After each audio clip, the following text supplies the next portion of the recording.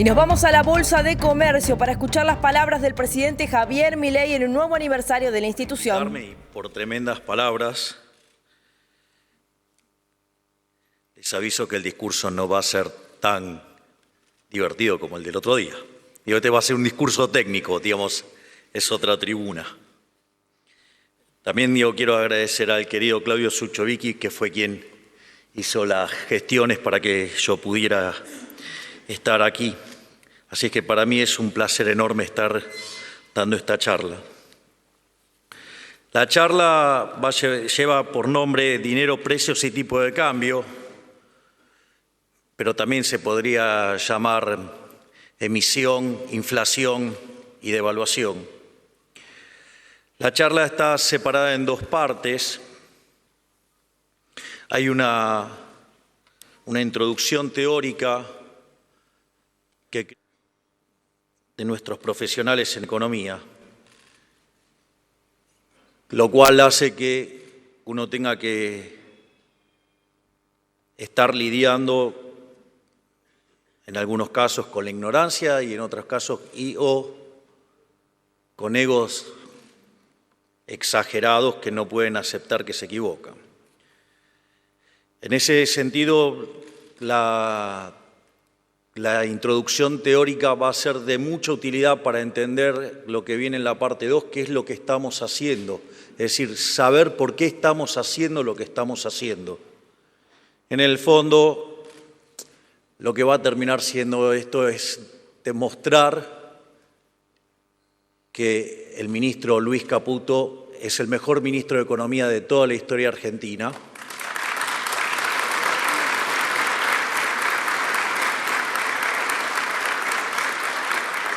Y que lo que está haciendo junto a Pablo Kirchner y con Santiago Bausili es una tarea enorme, monumental, y que solo la historia podrá dar cuenta del trabajo fabuloso que están haciendo, y que yo tengo el privilegio de ser el presidente que tiene este privilegio de tenerlos a ellos haciendo este trabajo. Por ende, hoy me vuelvo a poner el traje de economista también y voy a tratar de dar mi explicación de lo que está pasando y cómo vamos a terminar saliendo. Así es que no va a ser atractivo como el discurso de Tucumán. Lo primero que hay que comprender es la forma en la cual nosotros los economistas construimos la teoría económica, porque es con lo que después tenemos que, como caja de herramientas para aplicar y para tomar las decisiones que tomamos. Entonces, lo primero que hay que comprender cuál es la lógica, digamos, de lo que se llama equilibrio general. El equilibrio general es el mismo campo de aplicación que la macroeconomía, pero con microfundamentos. De hecho, hoy toda la macro moderna casi que se limpió totalmente de toda esa tierra, barro y pestes que implicó el keynesianismo. Pero bueno, eso pasa en otros lugares, acá no, entonces seguimos discutiendo, no sé, digamos, la cuadratura del círculo, el helado caliente, cosas que, digamos, bastante complicado. Cuando uno se plantea la cuestión del equilibrio general, básicamente uno se hace tres preguntas, es decir, si el equilibrio existe, si es único y si es estable. Eso, digamos, la construcción de ese equilibrio surge de las funciones de exceso de demanda y buscar si existe el vector de precios que deja todas las funciones de exceso de demanda en cero, es decir, que todos los mercados en equilibrio simultáneamente. Y eso se construye entonces a partir de las funciones de demanda de cada uno de los bienes de la economía, de cada uno de los factores de la economía por parte de los individuos y por parte de las firmas, que además las firmas son propiedades de los individuos. Y esas funciones de demanda y oferta tienen una característica, básicamente, que son homogéneas de grado cero. Es decir, que sean homogéneas de grado cero quiere decir que depende de los precios relativos. A su vez, digamos, si esto uno lo mira, estas funciones de exceso de demanda, que se componen de las funciones de demanda menos las funciones de oferta para cada uno de los mercados, son funciones que lo que describen es que cada un precio que uno le da le contesta una cantidad. Pero eso no alcanza para resolver el problema, porque yo puedo tirar un vector de precios y me va a devolver un vector de cantidades y puede ser que ese vector de cantidades no sea de equilibrio. Entonces, los economistas creamos una ficción que se llama el subastador walrasiano, que lo que dice es que cuando la demanda supera la oferta, los precios suben y en el caso opuesto los precios bajan. Es decir, que si ustedes se fijan, es una función que cuando ustedes le tiran un precio, ahora les contesta una cantidad, o desde la cantidad le contesta un precio, para decirlo como corresponde. En ese sentido, en equilibrio general, también lo que construimos es una función compuesta entre estas funciones de exceso de demanda y la ley de Walras y el subastador walrasiano, y que si eso aplica en un conjunto que es convexo, cerrado y acotado y las funciones de exceso de demanda son continuas, entonces uno puede aplicar el teorema de punto fijo de Brouwer y entonces el equilibrio existe. Además, como estamos trabajando con funciones que son aplicaciones punto a punto, ese equilibrio es único y si asumimos que los efectos directos superan a los efectos cruzados, además el equilibrio es estable. Es decir, esas son las condiciones para las cuales uno, construye un modelo cuya solución existe, es única y es estable. Ahora, entonces lo primero que tenemos que tener claro que es este marco con el que trabajamos y es el marco donde pensamos y cómo diseñamos la política económica. Quiero contarles que la gran mayoría de los economistas no saben estas cosas, porque implica conocimientos de topología que no tienen. Entonces, por eso terminamos discutiendo cosas que verdaderamente son un sinsentido porque hay déficit de formación graves. Ahora, el otro problema es, que si yo tengo las características de este sistema, que es homogéneo de grado cero y que resuelve en precios relativos, quiere decir que ese sistema de ecuaciones no me contesta precios para todos los bienes. Me va a contestar precios para todos los bienes menos uno. De hecho, la ley de Walras dice si n menos un mercado están en equilibrio, el restante también lo está. Por lo tanto, es una ecuación redundante. Por lo tanto, no voy a poder resolver en n precios, sino voy a poder resolver en n menos un precios. Entonces, ahí es donde aparece la cuestión de lo que se denomina el numerario. Y el numerario es un bien que oficia como dinero y que básicamente es en el cual ustedes determinan el resto de los precios, de modo tal que el sistema le puedan encontrar una solución. Y en el fondo lo que está atrás de eso también son las características de lo que sería una economía de trueque. Ahora, el problema de la economía del trueque son dos, básicamente. Uno es lo que se llama el problema de la doble coincidencia. Es decir, yo, por ejemplo, le quiero vender algo a alguien, pero tengo que conseguir que justamente otra persona quiera comprar lo que yo tengo y él, además, tenga lo que yo necesito. Lo cual, en una sociedad grande, es un problema bastante complejo. Y aun cuando la tecnología me pudiera resolver esa situación, también tengo otro problema, que es, la indivisibilidad, porque puede ser que yo sí quiera comprar pan, puede que el panadero quiera charlas de economía, pero el problema es que cuántos kilos de pan me va a dar. No necesito y no quiero tampoco tantos kilos de pan. Asumo que van a estar un poquito más caras mis conferencias, en especial después de que hayamos sacado adelante la Argentina. En ese sentido, aparte saben que estoy comprometido fuertemente con eso porque renuncié a mi jubilación de privilegio. Así que más vale que haga las cosas bien porque si no después me va a ir mal en el postpresidencia. Dicho esto, entonces los individuos no se pusieron a llorar, los individuos agarran y frente al problema, ¿qué hacen? Y tratan de encontrar una solución. Y esto es lo importante porque esto es lo que empieza a dar muestra de qué es el dinero. Y eso es lo que nos va a permitir entender la lógica de cómo terminar con la inflación, la lógica del programa que estamos haciendo, que es entender cuál es la naturaleza del dinero. En este sentido, el dinero viene a resolver estos dos problemas. En definitiva, el dinero no es ni más ni menos que un bien de intercambio indirecto. Es decir, yo no demando dinero para llevármelos al traje de madera. Yo demando dinero para comprar otros bienes, para facilitar los intercambios.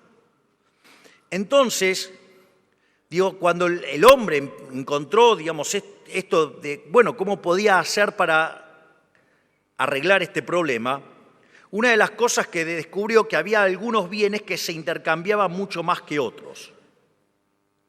Entonces lo que hacía era comprar esos bienes que se intercambiaban más, no porque quería ese bien precisamente, sino porque le servía de manera indirecta poder hacerse del resto de los bienes. Entonces así aparecieron las primeras formas de dinero. Entonces, por ejemplo, cuando el hombre era nómade, el primer tipo de dinero que usó, ¿cuál fue? El ganado. Básicamente, ¿por qué? Porque viajaba con el ganado.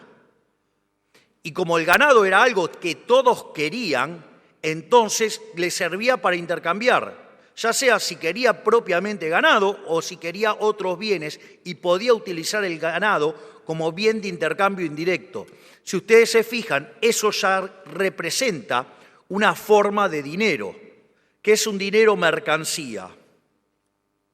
Naturalmente, después el hombre evolucionó, se convirtió en sedentario.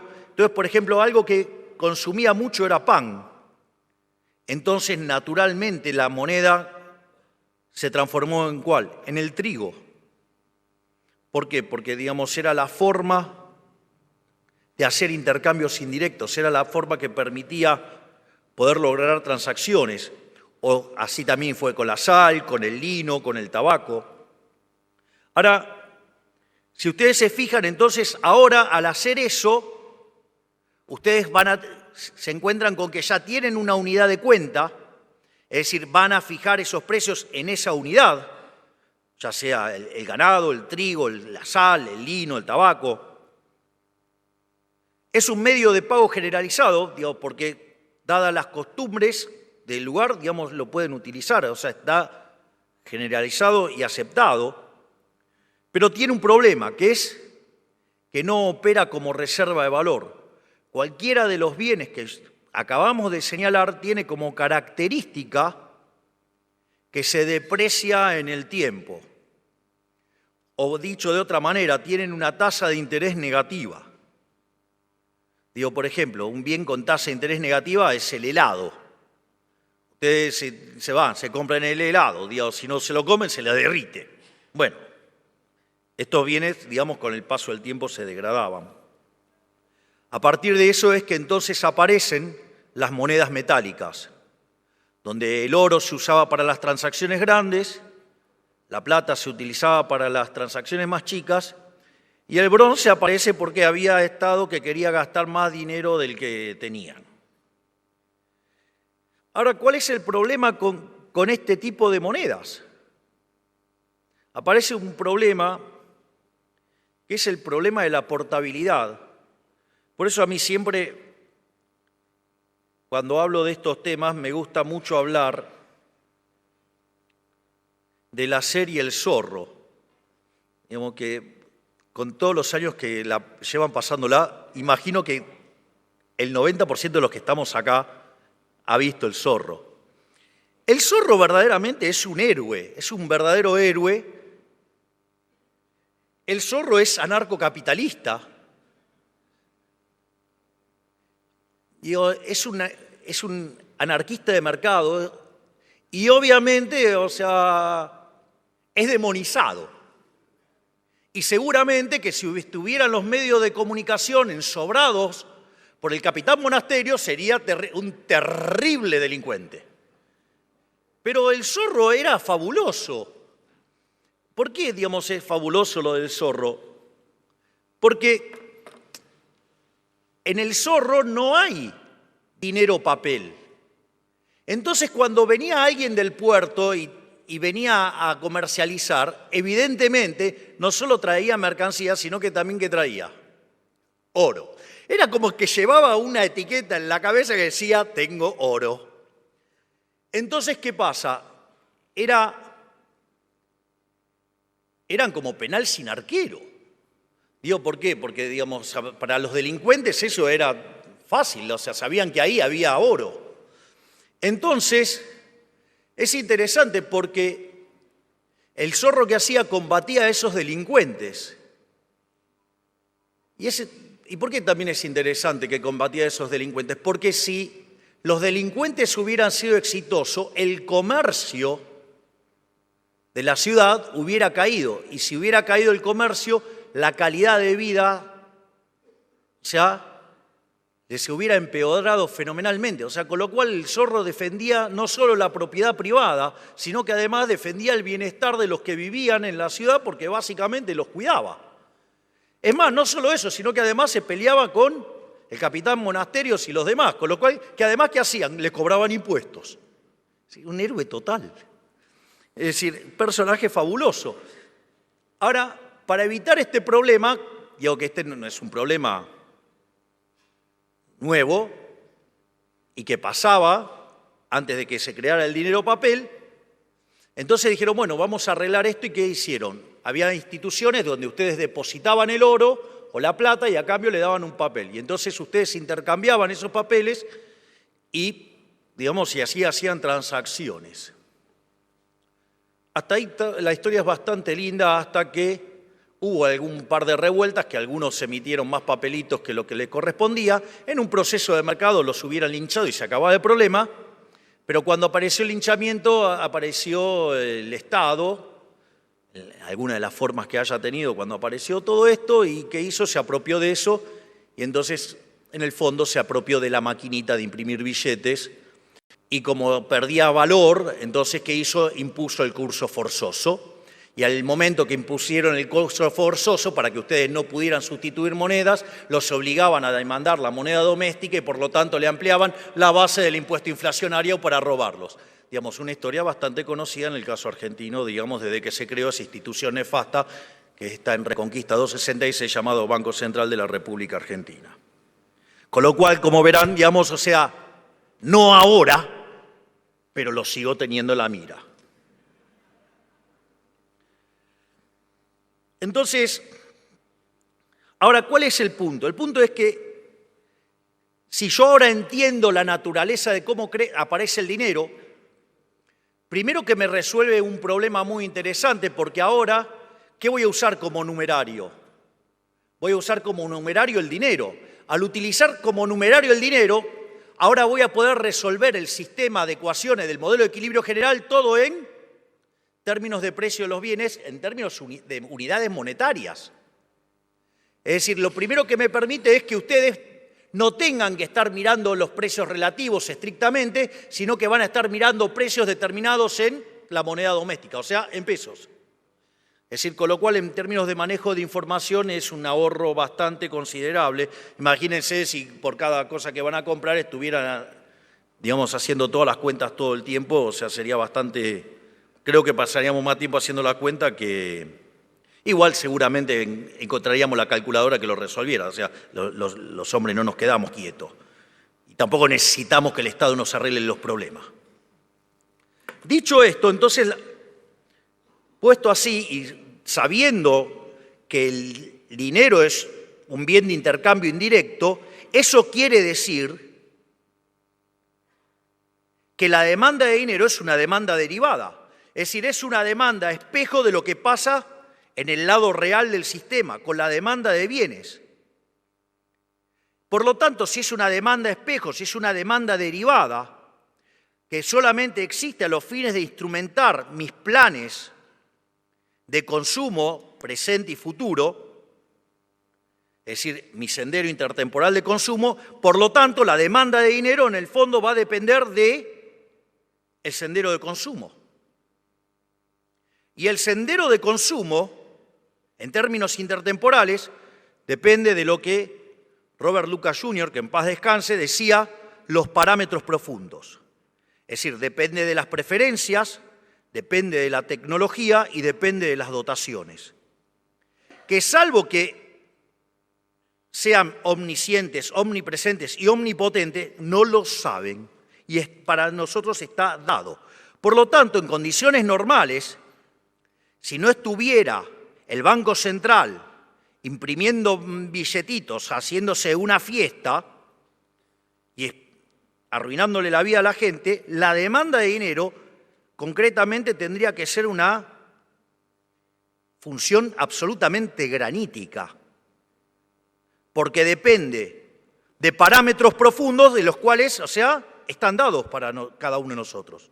Por lo tanto, no tendría ni por qué existir, digamos, el Banco Central, porque en el fondo, eso depende de nuestras preferencias. De hecho, el dinero es un invento privado, ni siquiera es un invento que inventó el Estado. Es decir, el Estado se lo apropió, que es otra cosa. Entonces, en ese contexto, si la demanda real de dinero está dada, el equilibrio monetario significa que los saldos reales tienen que equilibrarse con la demanda real de dinero. Es decir, que la cantidad nominal de dinero dividido el nivel de precios, eso va a tener que ser igual a la demanda real de dinero. Y ahora, ¿con qué nos encontramos? Con la naturaleza monetaria de la inflación.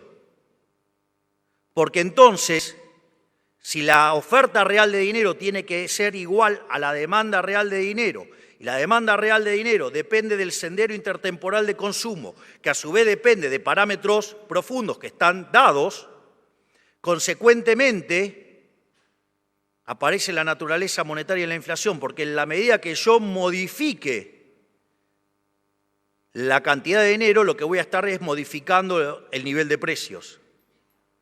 Entonces, ahí nos vamos a encontrar con esta frase que utilizaba Milton Friedman, que la inflación es siempre y en todo lugar un fenómeno monetario. Es decir, y lo único que puede hacer el Banco Central es determinar la escala nominal de la economía. Y el nivel de precios va a venir determinado, ¿por qué? Por el cociente entre la oferta de dinero, que es lo que controla el Banco Central, contra la demanda de dinero, que lo determinan ustedes. Por lo tanto, lo único que hace el Banco Central cuando modifica la cantidad de dinero es modificar el nivel de precios. De ahí la naturaleza monetaria de la inflación. Es decir, ¿qué inflación multicausal? No hay inflación multicausal. Es decir, llamará multicausal a los distintos disparates por los cuales un Banco Central emite. Porque el resto es pura zaraza. Es más, ¿quieren identificar malos economistas? Yo se los voy a decir. Pídanle que le escriban la función de demanda de dinero. Si el economista le escribe una función de demanda de dinero que no depende del consumo y que depende del ingreso y de la tasa de interés, se los digo yo, es un bruto. Y voy a explicar por qué. ¿Por qué es un bruto si pone el ingreso? Porque en un modelo de equilibrio general, si verdaderamente hacen equilibrio general como dicen que hacen, si hacen berretada keynesiana, eso es otro problema. Digo, ahí ustedes pueden, lo llaman a Copperfield y que les escriba todas las funciones que quiera. No saben lo creativo que puedo hacer para ponerle funciones, si quieren. Le hago funciones de lo que se le dé la gana. Pero en un sistema de equilibrio general, sus ingresos vienen determinados por el valor de sus dotaciones que ustedes venden en el mercado, ejemplo, el ocio que entregan en el mercado, y a eso le tendrían que sumar, ¿qué cosa? La participación que ustedes tienen en los beneficios. Poner el ingreso en la función de demanda de dinero es una de las tantas brutalidades que hizo Keynes que Keynes no era economista, que solamente tomó un curso de economía con Marshall, que era el campeón del equilibrio parcial. Entonces ustedes cuando construyen una función de demanda, de equilibrio parcial, pueden poner el ingreso. Pero ustedes no pueden hacer eso en equilibrio general porque el ingreso está determinado como parte del sistema. Por lo tanto, no pueden hacer eso. ¿Y para qué lo hizo? Lo hizo para poder derivar el multiplicador. Y el multiplicador no es ni más ni menos que la violación de la restricción de presupuesto. Por eso es divertido, digamos, o sea, cuando ustedes tienen un keynesiano, ¿qué va a querer? Y hacer déficit fiscal. Si es magia. Claro, viola la restricción de presupuesto. Entonces, ahí, digamos, ya saben que si les puso el ingreso, la cosa no va. Y la otra cosa que también es otra burrada es poner la tasa de interés. Porque la tasa de interés es el precio relativo de los bienes presentes respecto a los bienes futuros. O sea, ¿por qué, digamos, el ahorro aumenta cuando sube la tasa de interés? Y porque los bienes presentes se hacen más caros respecto a los bienes futuros, entonces, ¿qué hacen? Consumen menos hoy para consumir más mañana. Pero eso es un mecanismo indirecto. ¿Y por qué, digamos, aumenta la inversión cuando cae la tasa de interés? Porque los bienes futuros son más caros que los bienes presentes. Entonces ustedes tienen incentivo de pasar la producción del presente al futuro. Y ahí determinan entre ahorro e inversión, digamos, la tasa de interés vixeliana, la tasa de interés natural.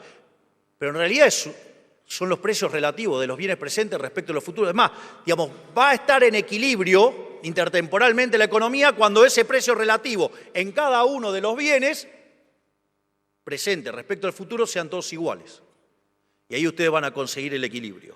Si no, van a poder hacer arbitrajes, tanto presentes como intertemporales. Por lo tanto, digamos, o sea, cuando vean, digamos, economistas poniendo esas funciones, o sea, pregúntele si verdaderamente están haciendo equilibrio general, porque si le dice que sí, están mintiendo. O sea, y eso, digamos, está mal en muchos libros de texto también. Entonces, cuando ustedes toman las funciones de equilibrio general, solamente dependen de los precios. ¿Por qué? Porque contempla los precios presentes y los precios futuros. Dicho esto, digo, no estoy aspirando a ser Roberto Carlos entre mis pares, pero bueno, tengo más de 15 millones de argentinos que me acompañaron. Dicho esto,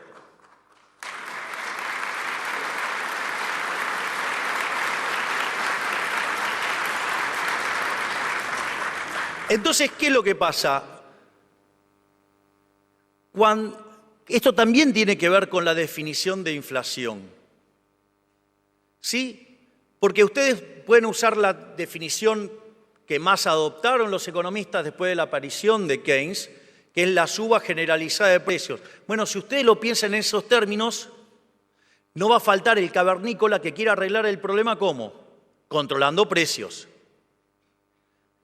Hay un pequeño detalle que viola el derecho de propiedad y que eso, digamos, hace que entonces la oferta se retire y consecuentemente le genere la escasez. Pero, digamos, o sea, pero la gran mayoría de los economistas, ustedes le preguntan qué es el mercado y empiezan a tratar de describirle un dibujito y no saben que atrás de ese dibujito hay derechos de propiedad, hay un montón de cosas.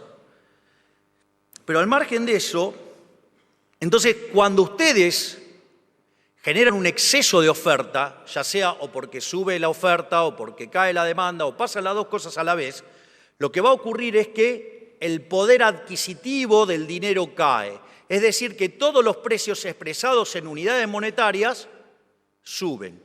De hecho, salvo que ustedes estén haciendo desastres con la tasa de inflación y terminen pulverizando la demanda de dinero, ustedes lo que van a tener es que cuando suba oferta de dinero, eso va a llevar a una pérdida de poder adquisitivo del dinero y todos los precios expresados en unidades monetarias van a subir.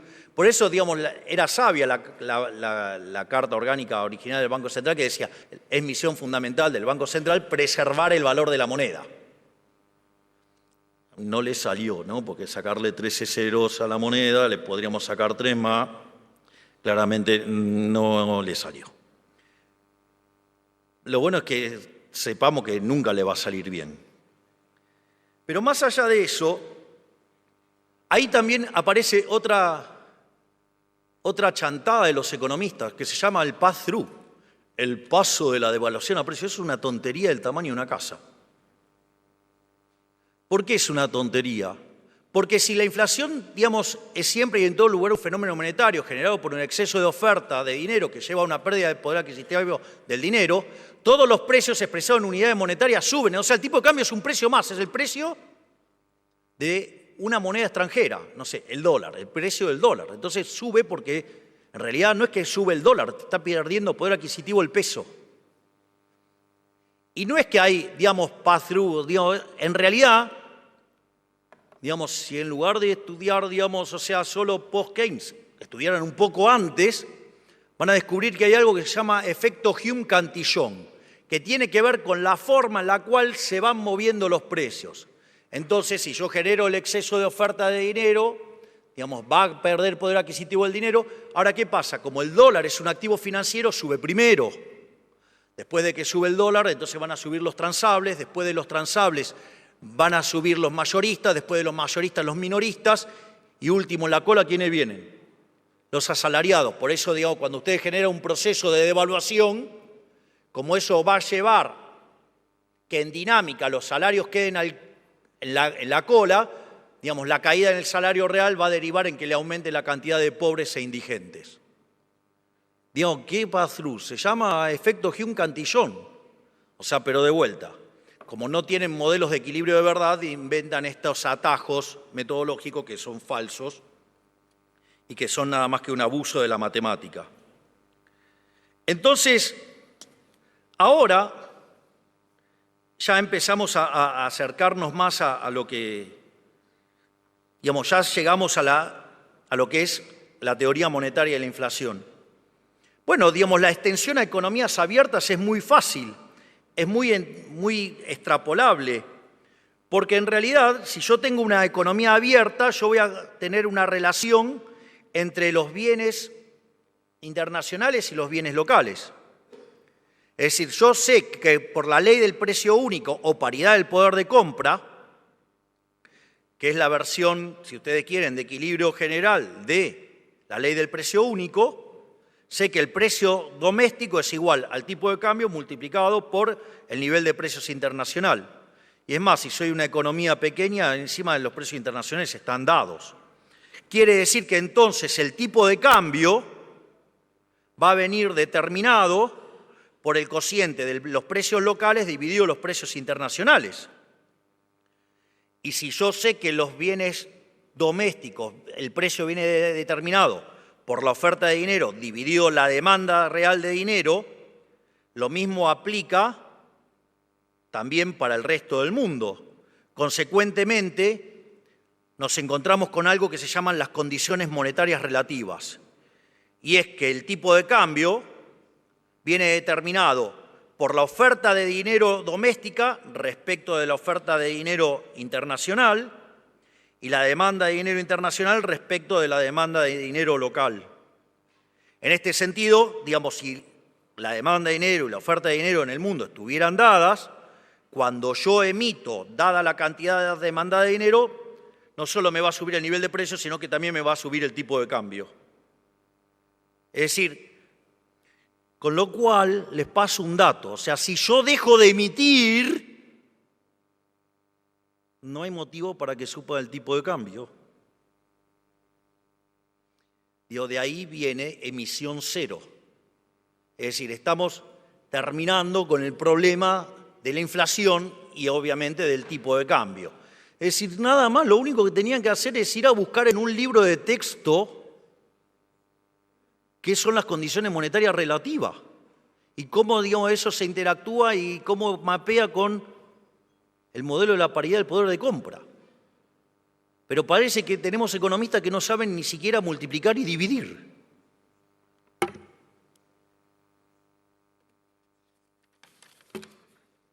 Entonces, ahora, ¿qué nos encontramos? Nos encontramos con la política monetaria. Entonces, ustedes pueden seguir distintos modelos o distintas formas de política monetaria. Pueden utilizar una política monetaria exógena, donde controlan la cantidad de dinero. Entonces, cuando ustedes determinan la cantidad de dinero, ¿qué van a estar determinando? van a estar determinando la tasa de inflación. Van a determinar en rigor el nivel de precios y por ende la tasa a la cual varía la cantidad de dinero va a determinar la tasa de inflación. Ahora, ustedes podrían utilizar otros mecanismos.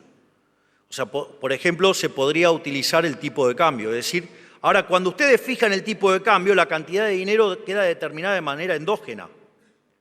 Fíjense que en la expresión que señalé antes, ¿sí?, el tipo de cambio surgía del cociente de los precios locales en términos de los precios internacionales. Ahora, si yo fijé el tipo de cambio y los precios internacionales están dados, entonces lo que se me tiene que acomodar, ¿qué es? El nivel de precios.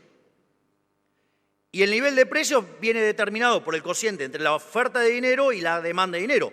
Y dijimos que la demanda de dinero estaba dada, porque de hecho ustedes demandan dinero en función de su patrón de consumo, que depende de los parámetros profundos de la economía. Por lo tanto, la oferta de dinero, ¿qué va a pasar? ¿Se va a ajustar a qué? Se va a ajustar a la demanda de dinero tal que se genere ese nivel de precios que es consistente con la PPP. Y así es como funciona, por eso el dinero es endógeno.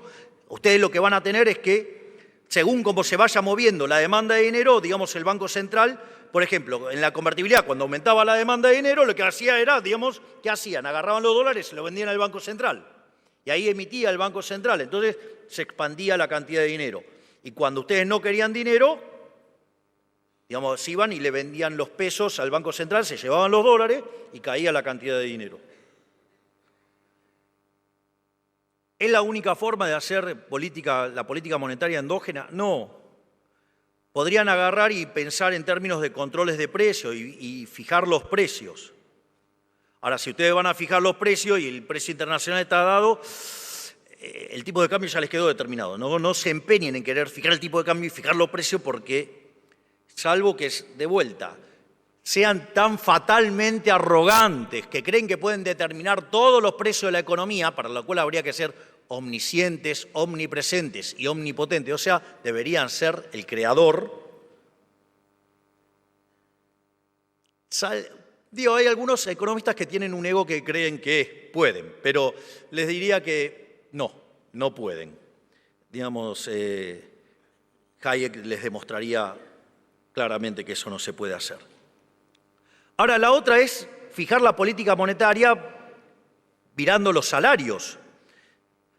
Y si ustedes miran los salarios, ustedes podrían ahí construir un bicho monstruoso donde los precios son un markup sobre los costos, siendo el costo el salario, y ahí hasta más pueden derivar el modelo de puja distributiva. Ahora, lo otro que hay que decir es que el modelo de puja distributiva es, digamos, si todo lo que dije antes los economistas es de brutos, bueno, esto es muchísimo más bruto. Es decir, hablar de la puja distributiva es casi como la exaltación suprema de ser un bruto. Porque decir que el precio es un markup sobre los costos implica que no se enteraron que apareció un hombre en 1871 llamado Menger y creó la teoría subjetiva del valor. Es decir, ustedes estarían ahí determinando los precios por los costos. Es decir, al menos Guillermo Moreno cuando lo dice, por lo menos lo dice en la cara. No tiene pretensión de mostrarse como un iluminado. Lo complicado es gente que se puede hacer, digamos, o sea, denominar razonable como economista en términos de teoría de valor y después utiliza, digamos, los costos para determinar los precios. Eso es bastante más complicado. Dicho todo esto, entonces ahora estamos en condiciones de ver qué fue lo que pasó en Argentina. Digamos, y por qué, digamos, mi respeto y admiración por Toto Caputo y todo su equipo, obviamente.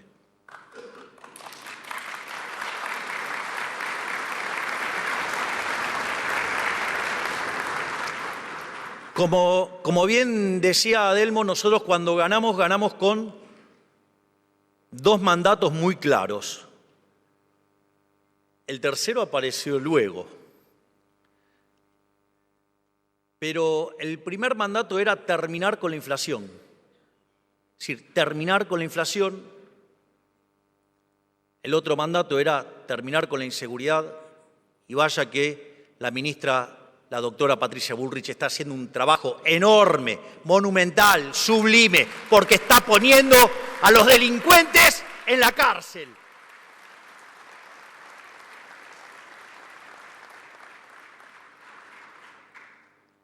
Y obviamente también un derivado, digamos, del ajuste que hicimos es que a la pobre ministra de Capital Humano le pegan por todo lado. ¿Por qué? Porque está descubriendo choreo por todo lado y entonces, como está denunciando a todos los chorros, les pegan por todos lados. Pero, digamos, también estamos yendo por la corrupción.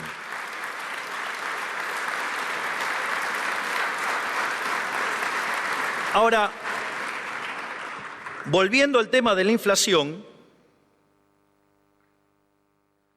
cuando estábamos allá por el mes de diciembre, la inflación venía corriendo al 1% diario.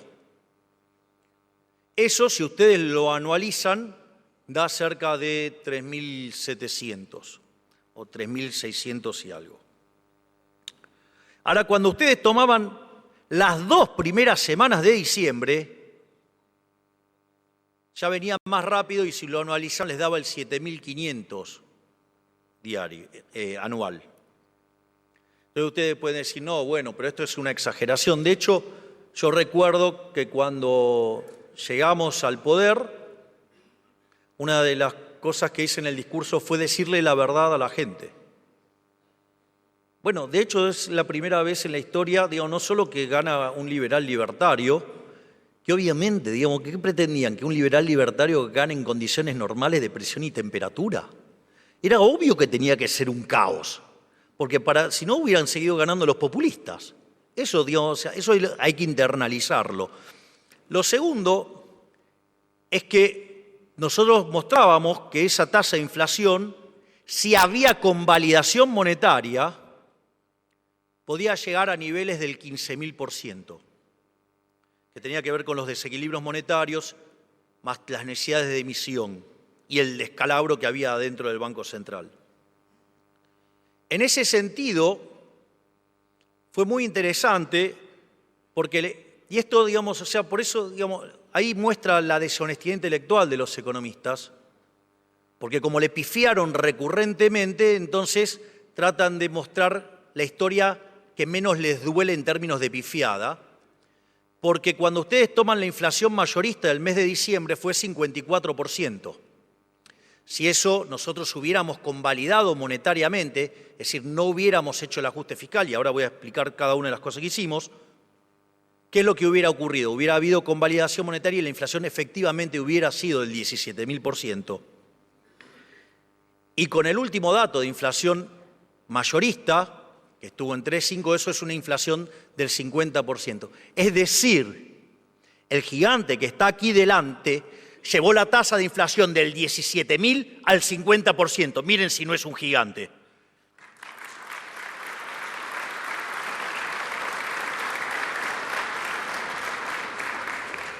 Ahora, pero entonces, ¿cómo funcionaba esto? Bueno, si nosotros decimos que la inflación es siempre y en todo lugar un fenómeno monetario generado por un exceso de oferta de dinero, que hace que el poder adquisitivo del dinero caiga y los precios expresados en unidad monetaria suban, lo que había que cortar era la emisión monetaria. Y ahí nos encontrábamos que teníamos un déficit consolidado de 15 puntos del PBI, donde 5 puntos estaban en el Tesoro y 10 puntos estaban en el Banco Central. Entonces, lo primero que hicimos fue ir a déficit cero. Esto es muy interesante porque nuestra hipótesis era lograrlo a lo largo del año 2024. Y ahí, digamos, el equipo de Toto tiró todo lo que había que tirar como para que lo pudiéramos lograr. Y hay algo que es muy interesante y que vale la pena que lo sepan, Es decir, nosotros decidimos cortar la obra pública de Cuajo, decidimos cortar las transferencias discrecionales a provincia de Cuajo, decidimos borrar a los intermediarios de la pobreza, con lo cual con el mismo dinero la gente estaba mucho mejor porque se bajaba el costo de transacción, o sea, el choreo. Tío. La gente Recuerdo que cuando, digamos, esa fue una acción coordinada entre la doctora Bullrich, la ministra Petovelo y el ministro Ferraro, que estaba a cargo de infraestructura. Una de las cosas que hicimos fue quitar la prestación del plan social. Cuando hicimos eso, verdaderamente nos dijeron de todo. La cantidad de cosas que le dijeron a la ministra Petovelo fueron enormes. Pero eso tenía un motivo. ¿Por qué? Porque los beneficiarios de los planes sociales cobran en una tarjeta. Pero ¿dónde está la trampa? Cuando necesitan que le verifiquen que habían tenido que trabajar. Y ahí era donde perdía la mitad del plan social. Entonces, en ese sentido, al quitar, dijimos que transitoriamente se quitaban la contraprestación. ¿Qué es lo que sucedió? No tuvieron que ir a firmar. Al no necesitar la firma, ¿qué pasó? Se le duplicaron los ingresos. Naturalmente, a los 3 días, el señor Beliboni nos estaba amenazando con una marcha, en la cual decía que iba a meter 50.000 personas en la plaza, cuando en realidad él decía ese número porque esperaba meter 100.000. Y ahí pusimos en marcha la nueva doctrina de seguridad, digamos, y el que cortaba la calle no iba a cobrar, además el que cortaba, digamos, además iba a tener consecuencias. Y no solo eso, sino que además utilizamos la red de transporte para comunicarle a la gente que no necesitaban ir a la marcha, que no tenían que ser extorsionados. Si eran extorsionados había un número para denunciar, y aviso que ya llevamos cerca de 20.000 denuncias, o sea, ejecutando, digamos, y haciéndole pagar consecuencias a aquellos que han extorsionado a los más vulnerables. Entonces, en ese sentido, ¿qué es lo que sucedió?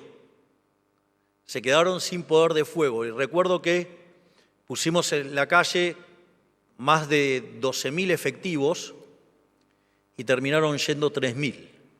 O sea, y ahí, a partir de ahí también pusimos en orden la calle, pusimos en orden los temas de seguridad y empezamos a dar esa batalla donde tenemos éxitos rutilantes como cuando las fuerzas federales ingresaron en Santa Fe y hicieron bajar la cantidad de homicidios, por ejemplo, un 70%. Es decir, logros, no palabras, no relato, logros.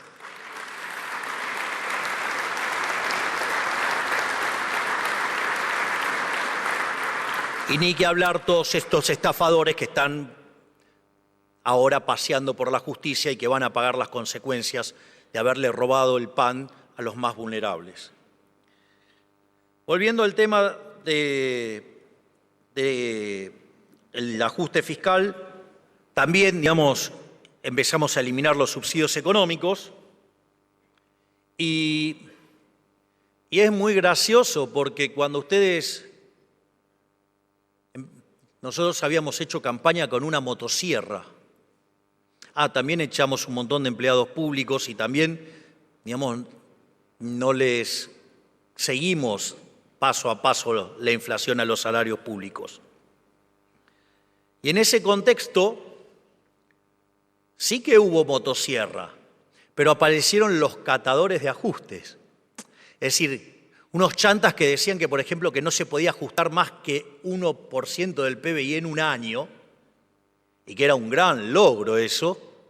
Claro, frente al fracaso de que nosotros alcanzamos el déficit cero en el primer mes de gestión, empezaron con que no era sostenible. Tuvimos superávit también en febrero, en marzo, en abril, en mayo, junio, y en junio también, a pesar de la estacionalidad del pago del aguinaldo. Entonces empezaron los catadores de ajuste, o sea, los que no se podía hacer ajuste, ahora empezaron con la calidad del ajuste. Entonces era mucha licuadora y tijerita. Cuando ustedes repasan lo que estamos ajustando, más del 90% es motosierra. Pero bueno, digamos, necesitan lavar sus culpas. Los pifiadores seriales necesitan lavar sus culpas. Si no, vayan, agarren los reportes que hacían en diciembre. Miren cómo les pifiaron todos. Ni les digo cuando decían que teníamos que poner el tipo de cambio en 600. Y si nos salía bien, el sendero de inflación que estimaban era más alto que el que tuvimos. Y después nos vienen a correr con el tipo de cambio real. Tienen un problema con el modelo. O sea, tienen un problema del modelo. Tienen mucha zaraza y poca matemática, por decirlo de alguna manera. Dicho esto, ahora, ¿alcanzaba con eso? No, no alcanzaba con eso. Había que ir, porque eso solamente nos arreglaba un tercio del problema. Los 2/3 restantes estaban en el balance del Banco Central. Y era fundamental terminar con el déficit cuasi fiscal. No solo porque eran 10 puntos del PBI, sino que teníamos un problema que era la emisión endógena. Y ahí también aparecieron otros problemas. Porque claro, muchos están acostumbrados a mirar cómo se hace la política económica afuera y de repente, no, y eso también, digamos, podríamos ir y levantar todos los informes de todos los que decían que había que poner la tasa de interés real en un terreno positivo. Ahora, si ustedes ponían la tasa de interés real en un terreno positivo, hoy estaríamos hablando que tenemos 10 veces los pasivos monetarios respecto de la base y estaríamos hablando del carry trade y de cuándo está ya la hiper. Es decir, con las visiones de esos genios. En lugar de hacer eso, pensamos más en términos de mercado y no en términos siomes de qué es la tasa de interés como problema monetario. Miren, digamos, la tasa de interés no es una cuestión monetaria. La tasa de interés existe porque existe el tiempo, tiene que ver con la sustitución intertemporal. Entonces, lo que había que hacer era arbitrar contra la moneda que el argentino, digamos, sale del peso, que era en dólares. Cuando ustedes hacen ese arbitraje, sí, claro, en términos reales la tasa daba negativa y al ser negativa nos permitió ir bajando ¿qué? Nos permitió ir bajando el peso de los pasivos remunerados, nos permitió ir bajando el déficit cuasi fiscal. Y al mismo tiempo, digo, porque sigue habiendo chantas que dicen, no, Argentina es insolvente. Miren, ustedes para determinar si un país es solvente o no, tienen que mirar si la relación deuda-producto es no creciente. Eso, digamos, se resuelve matemáticamente con una fórmula que se llama progresión geométrica convergente. Ahora, si ustedes tienen déficit cero, la deuda no crece, por ende, ustedes están en un sendero no creciente. Consecuentemente, el déficit cero es la manera más brutal de todas de asegurar la condición de solvencia intertemporal. Por eso es que el riesgo país pasó de 2.900 y llegó a tocar en algún momento 1.100 y algo, hasta que el Congreso empezó a hacer de las suyas con los degenerados fiscales, queriendo gastar como locos, y bueno, el mercado nos pasó la factura. Y como, digamos, todavía tenemos control de capitales, si ustedes compran dólares de manera indirecta, no de manera directa, al pegarle por la vía de la solvencia al precio de los bonos, está subiendo el dólar.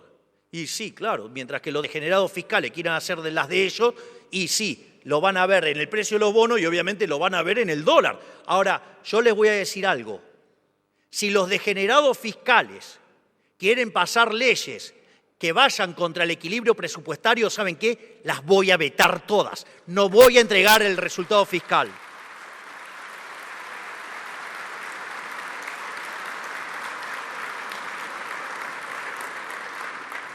Y mientras que consolidábamos la solvencia fiscal, íbamos generando excedentes de caja y además íbamos licuando y corrigiendo el problema del balance del Banco Central,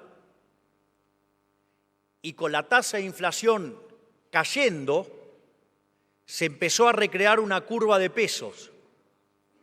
Por eso siempre menciono también la enorme tarea del doctor Pablo Quirno, porque desde la política financiera se empezó a recrear una curva de pesos que es lo que hoy nos permite terminar de una vez por todas con el problema de los pasivos remunerados y con la emisión endógena de los pasivos remunerados para poder, sí, ahora avanzar en la segunda etapa del programa, que es la emisión cero.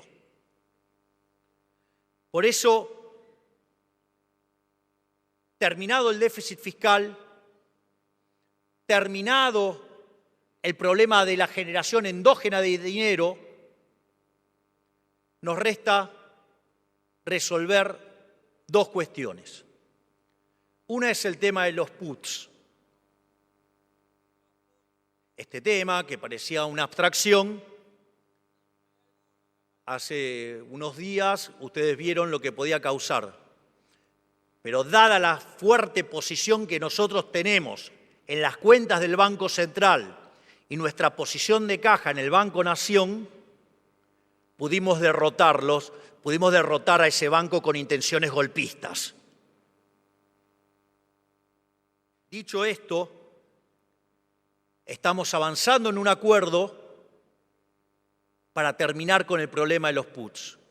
Entonces la pregunta es, ¿cuándo salimos del cepo? Nosotros vamos a salir del cepo, digamos, y siempre lo dijimos, no es que no lo dijimos. Dijimos que había que alcanzar el equilibrio fiscal, chequeado, adentro. Dijimos que hay que terminar con los remunerados, adentro. Hay que terminar con los puts, los tenemos jaque mate. Y lo otro que necesitamos es la convergencia de la tasa de inflación. El primer escalón al que le tenemos que apuntar es justamente a que mapee la tasa de inflación con la tasa de devaluación. Una vez que alcancemos una inflación en torno al 2% mensual, vamos a ir por una tasa de inflación del 1% mensual. Y cuando la inflación haya desaparecido, cuando esté en niveles cercanos a cero, ahí vamos a tener que elegir si vamos a un esquema de devaluación cero, o sea, que sería tipo de cambio fijo, o dejamos flotar. Y también dijimos cuáles eran las condiciones. Porque ¿qué es lo que pasa? Las cuentas del sector externo en Argentina tienen estacionalidad. Digo, ¿qué pasaría si con todo el frío que estuvo haciendo estos últimos días nosotros no comprábamos gas? Hubiéramos defendido los dólares, pero ¿qué hubiera pasado? Digo, la hubieran pasado bastante mal en términos de frío. Si no se los puedo explicar yo lo que fue para mí el otro día en Tucumán, que para poder usar la banda presidencial estaba de trajecito y sin ropa térmica. Tenía los dedos duros. Pero al margen de eso, las cuentas del sector externo, como uno tiene un sistema de crawling peg, digamos, en el fondo es como fijo de asaltos, implica que toda la variación viene por el lado de las cantidades y como en invierno tenemos que importar energía, entonces tenemos margen para perder más de 3.000 millones de dólares para que diga, bueno, vamos a ver qué pasa. O sea, con lo cual, digo, si se empiezan a alterar porque perdemos dólares, es normal. Y le voy a decir algo, si hace más frío se pierden más dólares y si hace menos frío se pierden menos. Porque tiene que ver con eso. Ahora, ¿qué es lo que pasa? En esa dinámica, nosotros vamos a estar contrayendo la cantidad de dinero. Y el riesgo que tenemos es que la cantidad de dinero, por ejemplo, la base monetaria, sea muy baja. Y no sea cosa que por apretar tanto la cantidad de dinero terminemos ahogando la economía por acelerar la tasa de desinflación. Porque dicho sea de paso, además la economía empieza a mostrar signos de recuperación. Y además, ¿cómo va a venir la recuperación? Bueno, mire, Primero, ustedes lo están viendo, digamos, en los salarios reales del sector privado, claramente hace más de 2 meses que los salarios reales vienen subiendo y tampoco perdieron tanto como dicen. No solo eso, con el esquema de ajuste de las jubilaciones, en la medida que baja la tasa de inflación, las jubilaciones también le ganan. Por lo tanto, de corto plazo vamos a tener una recuperación de la demanda y vamos a empezar a salir. Además, ya habremos limpiado el problema de los stocks, porque cuando todos se venían a ver el desastre, ¿qué es lo que pasa? Se sobreestoquearon.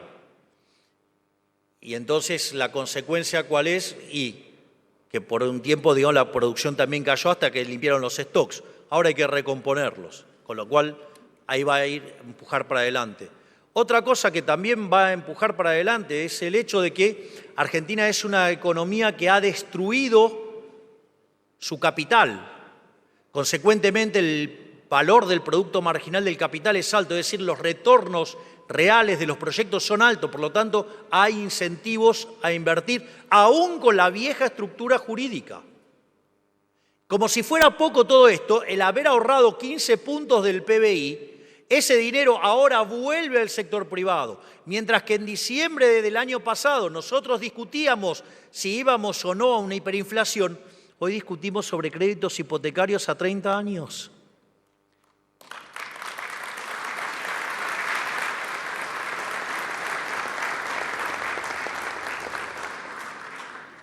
Entonces, como si todo esto fuera poco,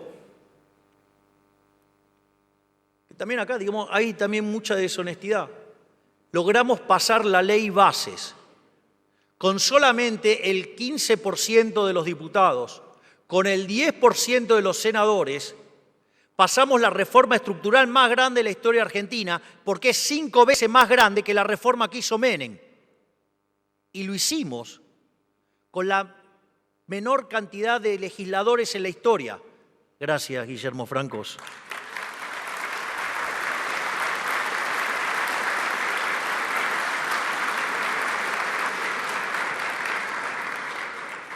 Pero todo no quedó ahí, porque además está todavía vigente el DNU.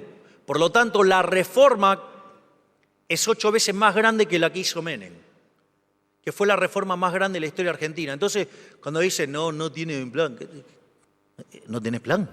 Digo, 800 reformas estructurales, no hay plan. Pero le voy a decir algo, hay en la gatera 3.200 más. Vamos a ser el país más libre del planeta.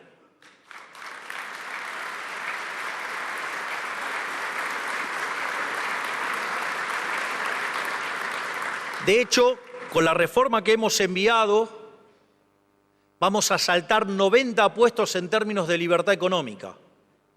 Por lo tanto, digamos, vamos a empezar a parecernos a países como Alemania, unos vecinos que ahora están invadidos por la izquierda, de los alemanes, así que no tanto por ahí. Y en ese sentido, eso nos pone en un sendero de muchísimo crecimiento económico, pero de vuelta, nuestro objetivo es ser el país más libre del planeta Tierra. Y conforme, además, cuando terminemos el proceso de estabilización y abramos el cepo, eso además también va a repotenciar aún más el crecimiento económico porque va a permitir que venga inversión directa extranjera. Y toda esa situación en la cual se va a generar crecimiento económico, ahí hay que tomar decisiones. ¿Por qué? Porque cuando la economía empieza a crecer en serio, ya sea porque tiene bajo el stock de capital per cápita, ya sea porque tiene bajo los salarios, porque, digamos, lo que ustedes quieran, porque además estamos aportando 15 puntos de ahorro adicionales para fogonear el crecimiento, pero además tenemos las reformas estructurales y todo esto va a empezar a generar un crecimiento económico de largo plazo más grande. Es decir, vamos a entrar en un sendero de crecimiento más alto. ¿Y cuál es el punto central? Eso también va a generar ¿qué? Recursos fiscales. Yo me comprometo acá ante ustedes que esos recursos no van a ser para aumentar el gasto público. Esos recursos adicionales que genere el crecimiento se van a utilizar para bajar impuestos, para devolverle la libertad a los argentinos y para volver a crecer en serio.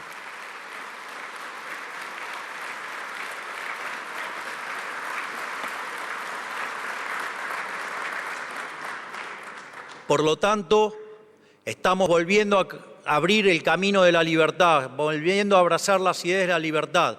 Y si nos mantenemos en este camino y entendemos que esta vez el esfuerzo sí va a valer la pena, en 30 o 40 años vamos a ser nuevamente una de las máximas potencias mundiales, todo abrazado a las ideas de la libertad.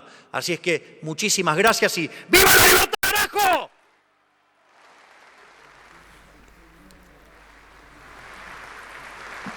Han sido las palabras del señor presidente de la Nación, doctor Javier Milei. Muchísimas gracias por vuestra participación. La palabra del presidente Javier Milei en un nuevo aniversario de la Bolsa de Comercio. A las 20, edición central de noticias. Los esperamos.